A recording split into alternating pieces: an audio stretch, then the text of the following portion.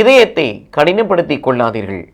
இது இயேசு கிறிஸ்துவுக்குள் பிரியமான என் சகோதர சகோதரிகளே, இந்த நிமிட நச்சரிக்கை இயேசுவின் நாமத்தில் நான் உங்களை அன்போடு அழைக்கிறேன். இதயத்தை கடினப்படுத்திக் கொள்ளாதீர்கள். எபிரேயர் 10:26 வாசிக்கிறோம். உண்மையை அறிந்த பிறகு வேண்டுமென்றே ஒரு மனிதன் பாவத்தில் நிலைத்திருந்தால் அவனை மீட்பதற்கு எந்த விதமான பரிகார வழி இல்லை. இப்படிப்பட்ட அனுபவம் ஒரு மனிதனுக்கு இருக்கும் என்று சொன்னால் அவர் தன் இதயத்தை கடினப்படுத்தி கொண்டிருக்கிறான். மார்க்கு நற்செய்தி 7:21-22 பாவத்தினுடைய பட்டியலை ஆண்டவர் சொல்லுகிறார்.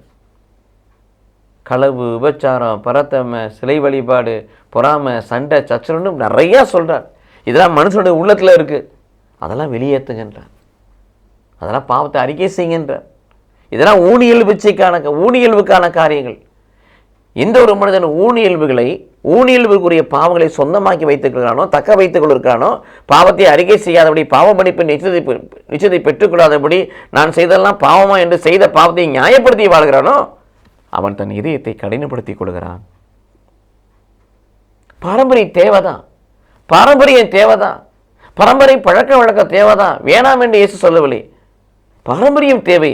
ஆனால் நீங்கள் உங்கள் பாரம்பரியத்தை கடைபிடிக்கும் பொருட்டு கடவுளுடைய வார்த்தையை வெறுமையாக்குகிறீர்கள்.